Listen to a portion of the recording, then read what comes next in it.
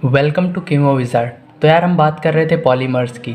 इसकी पिछली वाली वीडियो में हमने बात की कि हमारे पास जो पॉलीमर्स होते हैं वो क्या होते हैं। फिर हमने उसकी एक ब्रीफ हिस्ट्री कवर की जिसमें हमने देखा कि हमारे पास टाइम टू टाइम हमारे पास जो हमारे पॉलीमर्स थे उनका कैसे कैसे एवोल्यूशन हुआ और फाइनली कैसे हमारे पास हमारा फर्स्ट सिंथेटिक प्लास्टिक बैकेलाइट उसका इन्वेंशन हुआ।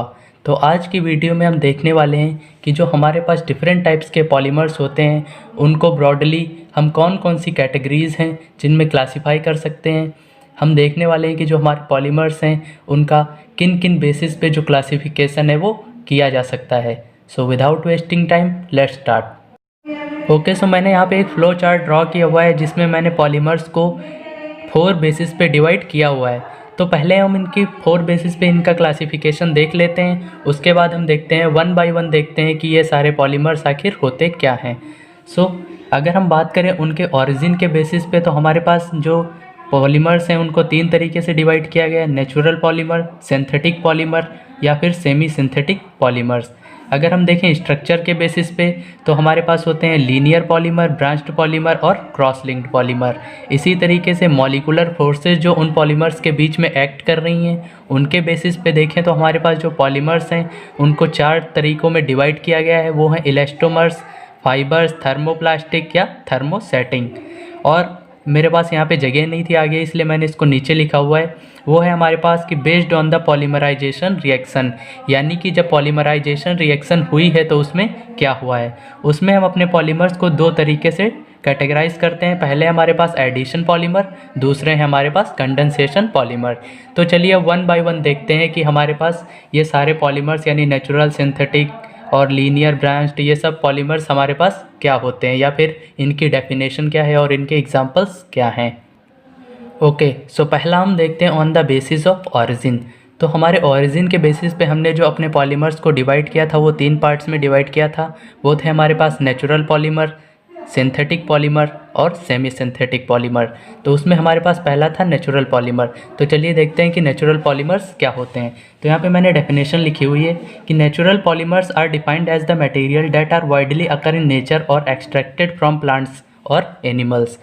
तो मैंने यहाँ पे ये लिखा हुआ है कि हमारे पास जो नेचुरल पॉलीमर होते हैं वो या तो नेचर में पाए जाते हैं या फिर हम उनको प्लांट से, एनिमल से हम एक्सट्रैक्ट करते हैं। जैसे हम बात करें कॉटन की तो मैंने कल भी आपको बताया था जो कॉटन है हमारे पास वो एक नेचुरल फाइबर है या फिर मैं कहूँ एक नेचुरल पॉलीमर है सेलुलोज का, जिसमें एक वाटर के मॉलिक्यूल के लॉस होने के बाद जो बनता है वो हमारे पास बनता है सेलुलोज, जिसका कॉटन जो होता है हमारे पास वो पॉलीमर होता है। इसी तरीके से हम बात करें सिल्क की तो जो हमारे पास सिल्क होता है वो हमें एक कीड़े से प्राप्त होता है जिससे हम कहते हैं सिल्क वॉर्म। तो ये सारे एग्जांपल हैं नेचुरल पॉलीमर के। यानी नेचुरल पॉलीमर्स बनाने में मैन मेड मतलब इंसान का कोई भी हाथ नहीं होता है, वो नेचर में अपने आप ही पाए जाते हैं। दूसरा है हमारे पास semi synthetic polymers. Semi synthetic polymers ये ऐसे पॉलीमर्स होते हैं जिनको हम थोड़ी सी केमिकल मॉडिफिकेशंस के साथ बनाते हैं। यानी यहाँ पे मैंने डेफिनेशन लिखी है, these polymers are derived from the naturally occurring polymer by chemical modification. यानी ये जो हमारे पास सेमी सिंथेटिक पॉलीमर्स होते हैं ये जो नेचुरल पॉलीमर्स होते हैं उनमें थोड़ी सी केमिकल मॉडिफिकेशन के से बनाए जाते हैं। जैसे मैं आपको एग्जांपल दूं तो मेरे पास होगा सेलुलोज एसीटेट।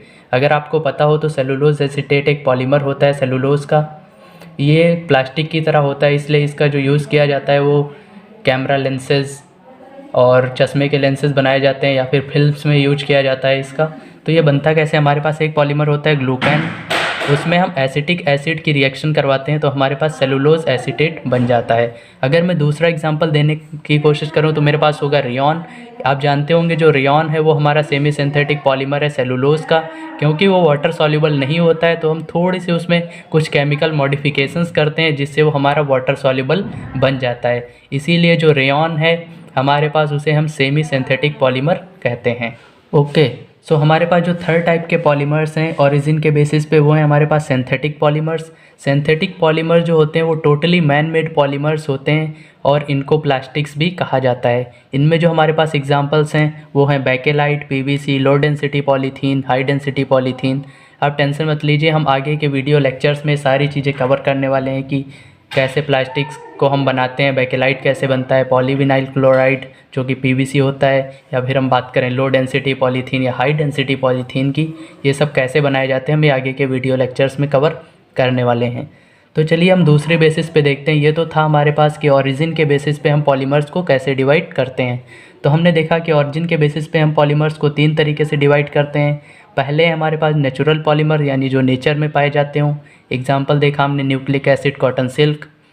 और दूसरे देखे हमने सेमी सिंथेटिक पॉलीमर यानी वो पॉलीमर जो नेचर में पाए जाते हैं लेकिन हम थोड़ी सी मॉडिफिकेशन के साथ उनको अपने यूज़ के लायक बना लेते हैं, जैसे रेयॉन। और तीसरे थे हमारे पास सिंथेटिक पॉलीमर्स जो टोटली मैन मेड होते हैं, उसमें नेचर का कोई भी हाथ नहीं होता है। उसके एग्जांपल थे हमारे पास बेकेलाइट, पीवीसी, एलडीपी या एचडीपी। तो चलिए अब देखते हैं कि हमारे पास जो दूसरी कैटेगरी है कि बेसिस ऑफ द स्ट्रक्चर हम अपने पॉलीमर्स को कैसे डिवाइड कर सकते हैं। हम अगर स्ट्रक्चर के बेसिस पे देखें तो हमारे पास स्ट्रक्चर के बेसिस पे हमने पॉलीमर्स को 3 पार्ट्स में डिवाइड किया था। पहले थे हमारे पास लीनियर पॉलीमर, दूसरे थे ब्रांच्ड पॉलीमर और तीसरे थे हमारे पास क्रॉस लिंक्ड पॉलीमर। तो उसमें हमारे पास जो पहला है वो है हमारे पास लीनियर पॉलीमर। लीनियर पॉलीमर जो होते हैं वो सबसे सिंपलेस्ट पॉलीमर्स होते हैं। लीनियर पॉलीमर में होता क्या है कि हमारे पास जो कार्बन कार्बन जो बॉन्ड्स होते हैं यानी कि कार्बन कार्बन जो होते हैं एक मिलकर एक लंबी सी चेन बनाते हैं, जैसे ऐसी चेन बना देते हैं। मान लीजिए कि आपके पास 100 कार्बन कार्बन है, मतलब 100 हैं आपके पास कार्बन मॉलिक्यूल्स हैं हम कहें, या फिर अब मान लीजिए मैं एक एग्जांपल लेता हूँ CF2 डबल बॉन्ड CF2। इससे जो हमारे पास पॉलीमर बनता है इसको हम कहते हैं टेफ्लॉन। तो इसमें होता क्या है कि 2 कार्बन और 4 फ्लोरीन एटम है हमारे पास। तो ये 2 कार्बन और 4 फ्लोरीन एटम एक रिपीटिंग यूनिट की तरह वर्क करके एक बहुत ही लंबी यानी लीनियर, एक सेम लाइन में एक लीनियर शेप की जो चेन होती है उसका फॉर्मेशन करते हैं, इसीलिए हम इन्हें कहते हैं लीनियर पॉलीमर। इन पॉलीमर्स में कोई भी ब्रांचिंग नहीं होती है और ये जो होते हैं इनके लंबे से स्ट्रैंड्स होते हैं जिनकी वजह से जो इनकी स्ट्रेंथ होती है वो काफ़ी ज़्यादा होती है।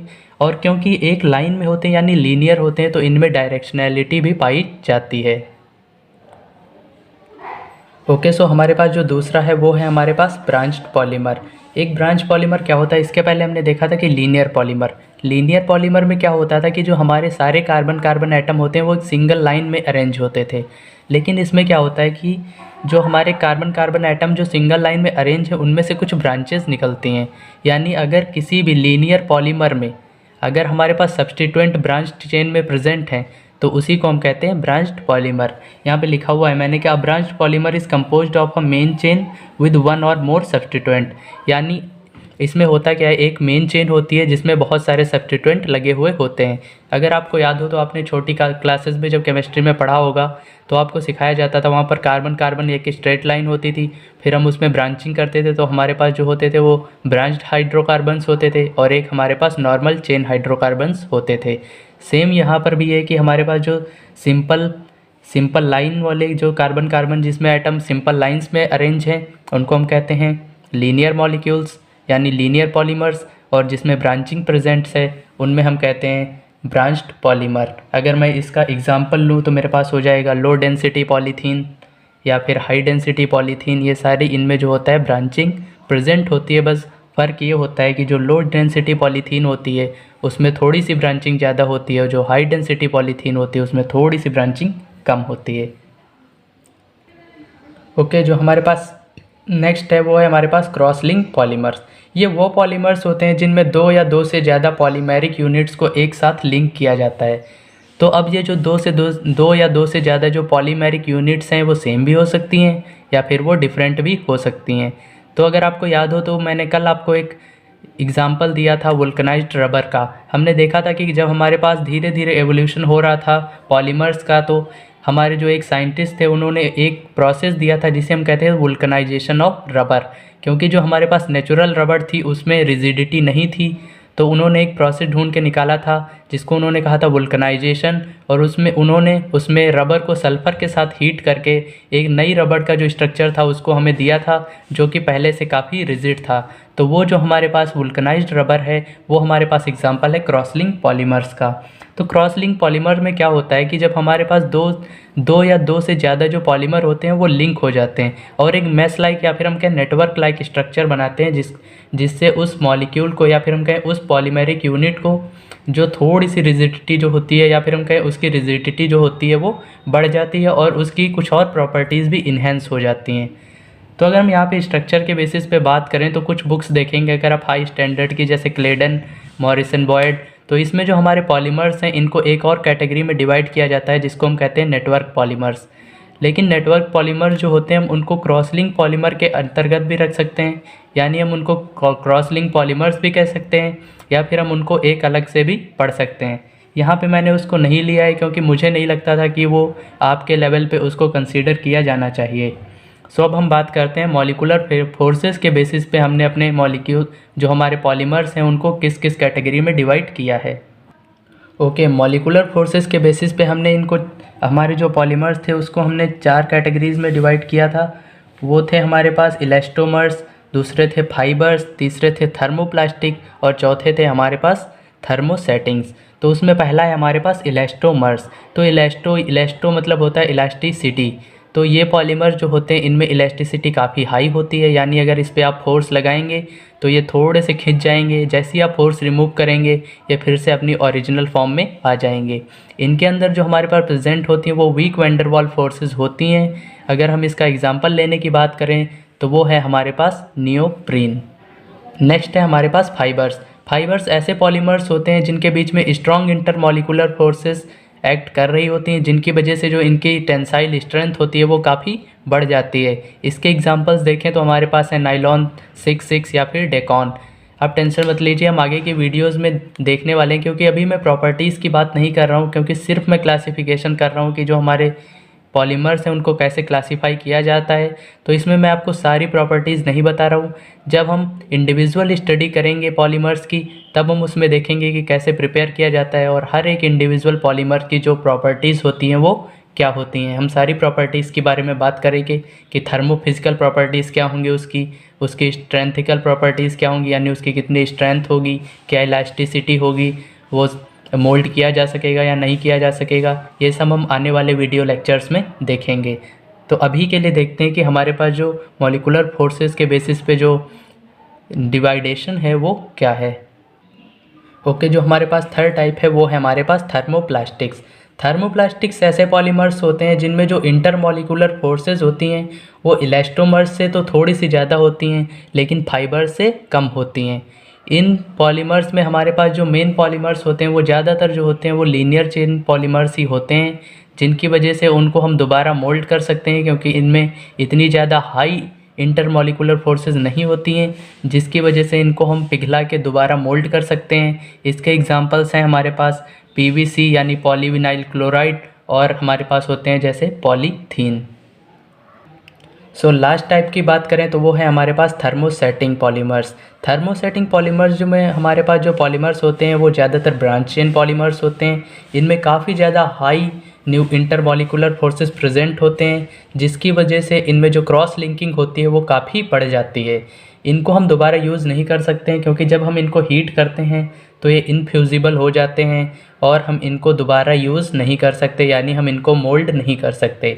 इसका एग्जांपल हम देखें तो होता है हमारे पास बैकेलाइट, जो हमारे पास पहला सिंथेटिक प्लास्टिक था। सो हमारे पास जो लास्ट टाइप है क्लासिफिकेशन का वो है हमारे पास on the basis of polymerization reaction. Polymerization reaction एक ऐसी रिएक्शन होती है जिसमें दो या दो से ज़्यादा पॉलीमेरिक यूनिट एक साथ रिएक्ट करके एक नई पॉलीमेरिक यूनिट बनाती हैं, या फिर हम कहें एक नया पॉलीमर बनाती हैं। या फिर हम ये भी कह सकते हैं कि जो हमारे पास जो मोनोमर्स होते हैं वो जब एक दूसरे से जुड़ते हैं तो जब एक नया पॉलीमर बनाते हैं तो हम उसको कहते हैं पॉलीमराइजेशन रिएक्शन। तो उस पॉलीमराइजेशन रिएक्शन में क्या हो रहा है उसके बेसिस पे जब हम अपने क्लासिफिकेशन को करते हैं तो उसे हम कहते हैं on the basis of polymerization. तो इसमें हमारे पास जो पहला है वो है हमारे पास एडिशन, यानी कि जब हमारे पास दो मोनोमेरिक यूनिट सिंपली ऐड हो जाती हैं और उनमें किसी भी तरीके का लॉस नहीं होता है, यानी कोई भी एलिमिनेशन हमें देखने को नहीं मिलता है। कि आपने देखा होगा कि हम कभी कोई रिएक्शन कराते हैं तो कभी कभी क्या होता है कि जैसे सिंपली एडिशन होता है। अगर मैं आपको एग्जांपल दूं तो जैसे मेरे पास ये है CH2 डबल बॉन्ड CH2, तो अगर मैं इस पे HBr का एडिशन कराता हूँ, क्योंकि एक एडिशन रिएक्शन है, तो मेरे पास होगा क्या, एक तरफ मेरे पास बनेगा CH3, एक तरफ मेरे पास बन जाएगा CH3Br, सॉरी CH2Br। सो यहाँ पे मेरे पास क्या हुआ, एक सिंपल सा एडिशन हुआ है, यहाँ पे किसी भी चीज़ का जो है लॉस वो नहीं हुआ है। इसी तरीके से जब इस तरीके से मेरी दो मोनोमर यूनिट या फिर दो से ज़्यादा मोनोमर यूनिट एक दूसरे के साथ जुड़ती हैं और किसी भी तरीके का बाई प्रोडक्ट नहीं निकलता है या फिर बाई प्रोडक्ट जो होता है वो उसका लॉस नहीं होता है, तो ऐसे पॉलीमराइजेशन रिएक्शन को हम एडिशन पॉलीमराइजेशन रिएक्शन कहते हैं। और इस तरीके की रिएक्शन से जो हमारे पास पॉलीमर्स बनते हैं हम उनको कहते हैं एडिशन पॉलीमर्स। इसमें हमारे पास एग्जांपल्स होते हैं जैसे पॉलीस्टाइरीन या फिर पॉलीइथीन। सो जो दूसरे टाइप की रिएक्शंस होती हैं वो होती है हमारे पास कंडेंसेशन पॉलीमराइजेशन रिएक्शन।